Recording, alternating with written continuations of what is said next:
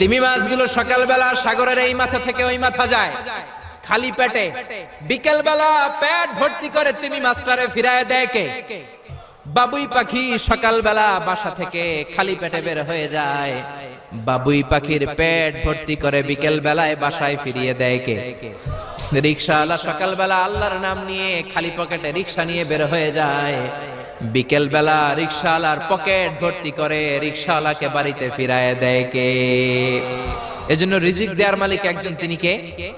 চিল্লায় বলেন না, তিনি কে? আল্লাহ ছাড়া কেউ রিজিকের ব্যবস্থা করতে পারে না।